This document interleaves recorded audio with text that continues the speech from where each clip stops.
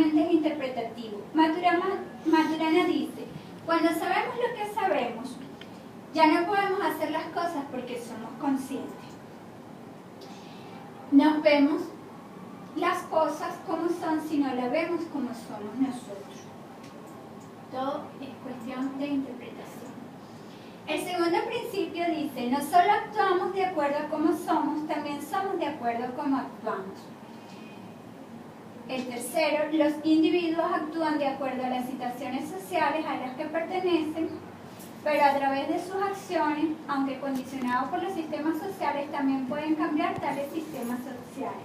Es decir, que nosotros actuamos en base a cómo somos y somos en base a cómo actuamos. Pero eso lo podemos cambiar a través de las acciones. Y asimismo, aun cuando los sistemas sociales donde nos vivimos nos influyen, nosotros también a través de las acciones podemos modificar esos sistemas sociales. El lenguaje sirve para describir acciones y generar acciones. A través de él podemos resolver todas las interrogantes, problemas que nos surgen coordinando estas acciones. Dominios del ser.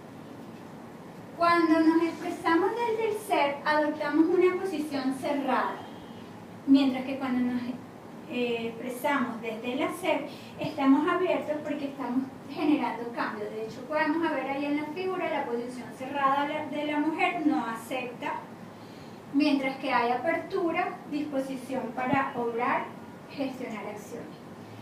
Dentro de los dominios del ser, tenemos 3 dominios manejados bajo la intuición, que son la emoción, el lenguaje y el cuerpo. Los seres humanos se crean a sí mismos a través del lenguaje. Nuestro ser es un campo abierto al diseño. La emoción es un estado de ánimo que genera movimiento, es decir, no es estática, va cambiando. Para nosotros influir la emoción de una manera más dinámica, si abordamos los 3 dominios, podemos decirnos palabras distintas a través de afirmaciones, hacemos cosas diferentes como ejercicio y al trabajar los 3 dominios logramos una mayor influencia y movimiento a través de la acción. Nuestro ser es un campo abierto al diseño, estamos constantemente trabajando en él, es decir, que somos cambiantes. Los seres humanos nos creamos a sí mismos en el lenguaje, porque somos lo que decimos. Basado en el segundo principio, actuamos como somos y somos de acuerdo a cómo actuamos. ¿Qué es la acción?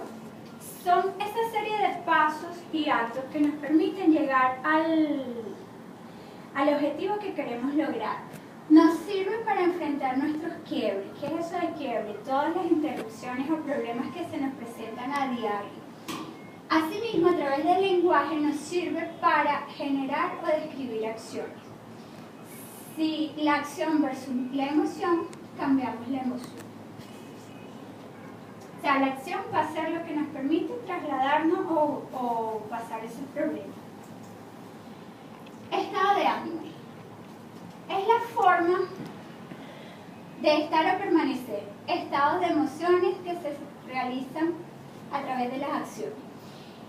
Cuando nos ocurre un evento y nos genera una emoción, normalmente se convierte en un hecho pasado, es un hecho fáctico que no tiene modificación. Lo único que podemos cambiar es la forma de apreciarlo, bien sea a través de oponernos o aceptarlo. Si nos oponemos en un hecho fáctico pasado, la emoción que generamos es un resentimiento, mientras que si la aceptamos, la emoción que generamos puede ser aceptación o paz.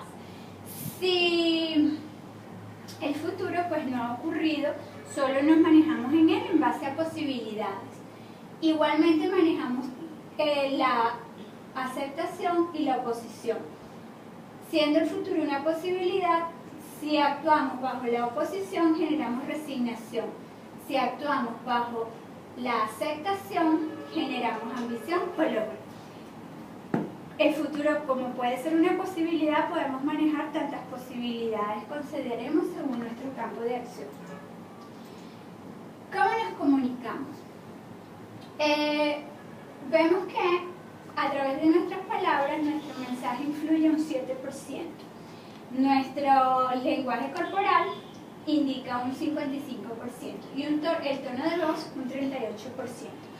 Esto quiere decir que cuando una persona está manifestando un mensaje, lo que va a decir con sus palabras o lo que le va a llegar a la otra persona va a ser apenas un 7% de lo que dice. Un 93% se hace sin palabras. El cómo lo decimos, el tono que usamos influye y nuestra expresión corporal. Inclusive podemos estar diciendo una cosa y con nuestro tono o nuestro lenguaje corporal estar expresando otra y no se da congruencia, no hay entendimiento. Para hablar un poco de lenguaje y comunicación, le voy a poner una parte de un videíto.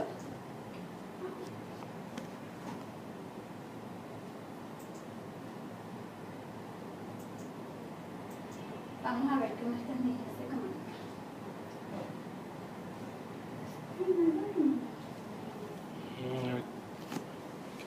El sonido. Dale aquí en este teclado aquí. Arriba en donde está la corriente. Está aquí muy...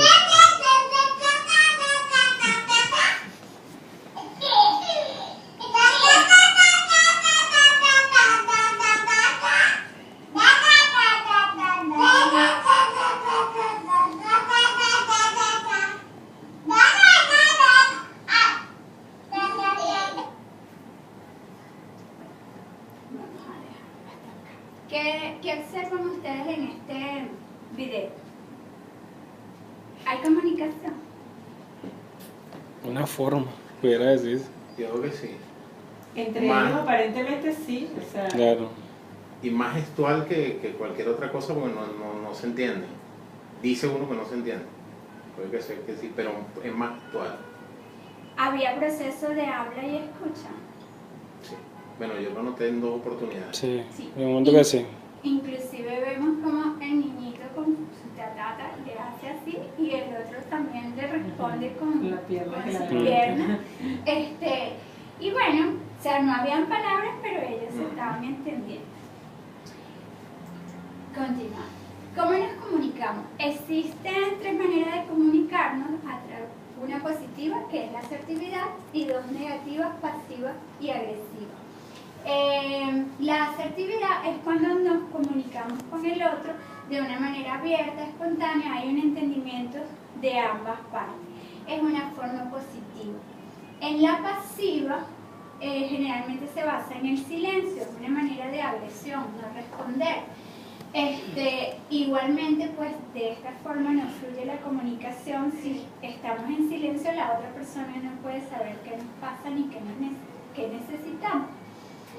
Asimismo, bajo la agresividad, gritos, insultos, pues también generamos un bloqueo en la otra persona, no llega el mensaje. La mejor manera de comunicarnos es mediante la asertividad. El proceso de escuchar. Para nosotros poder escuchar, debemos percibir no solo lo que se está hablando, pues ya vimos que es apenas un 7%, debemos notar todo lo que está sucediendo cuando las personas no hablan, su cuerpo, su respiración, inclusive oír hasta su silencio, porque se dice más con lo que no se dice que con lo que se está expresando. Si a eso le sumamos nuestras interpretaciones, que son el foco del qué y para qué, completamos lo que es el proceso de la escucha. ¿Cómo escucho? Existen 2 maneras de escuchar. Una manera desde el yo, bastante cerrada, y una manera más abierta que da opción a evaluar otras posibilidades. Busco la certeza desde el yo, busco la certeza. ¿El otro coincide o no conmigo? Es una manera defensiva. Mi posición desde el yo, mi entender, se cierra a la reflexión. Se da el sometimiento. Yo poseo la verdad. Busca aconsejar y que le obedezcan. Busca explicar la objetividad a través de una realidad única, por supuesto que es la mía. Soy yo la que sea. En cambio, desde un camino más abierto, valido desde dónde es cierto lo que la otra persona me está comentando.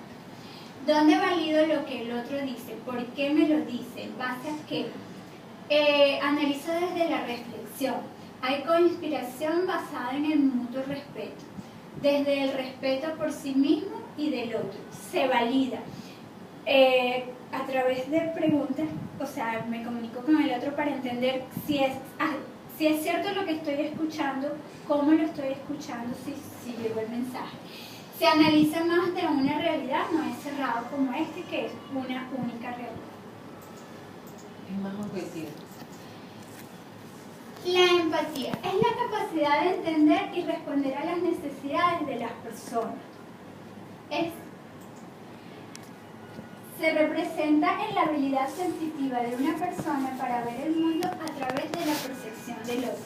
Es decir, que es como ese lente que usamos para poder ver qué es lo que nos está diciendo el otro, desde la óptica del otro, ponernos en su lugar para poder entender su mundo.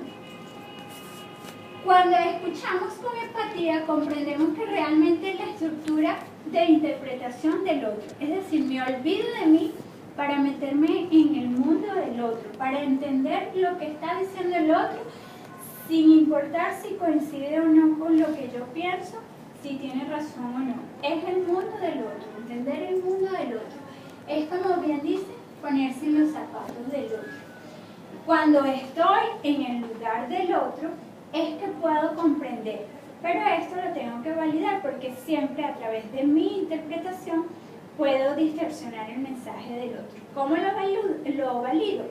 Pues diciéndole al otro, estoy escuchando que me comentas tal y tal cosa, o sea, valido pues si es cierto eso que yo entendí, si es su realidad y no la mía.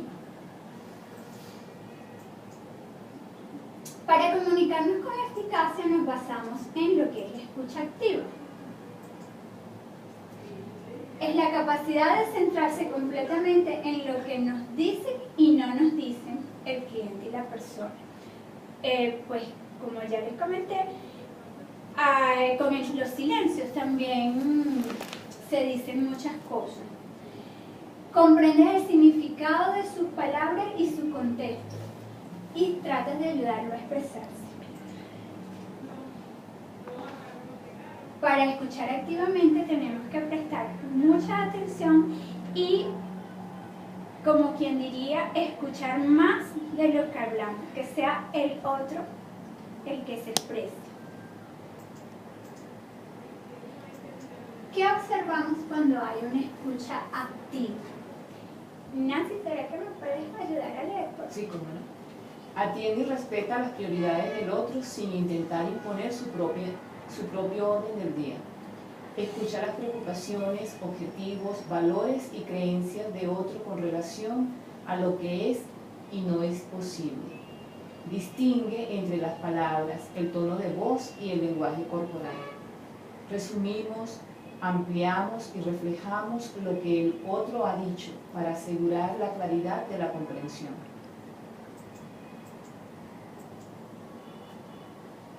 Desde el título. ¿Qué observas cuando hay escucha activa? Estimulamos, aceptamos, exploramos y reforzamos la expresión de los sentimientos, percepciones, preocupaciones y sugerencias del otro. Integramos las ideas y sugerencias del otro y basamos nuestro discurso en ello. Permite al otro dar salida a una situación o resolverla sin establecer juicios ni vínculos para abordar los pasos futuros.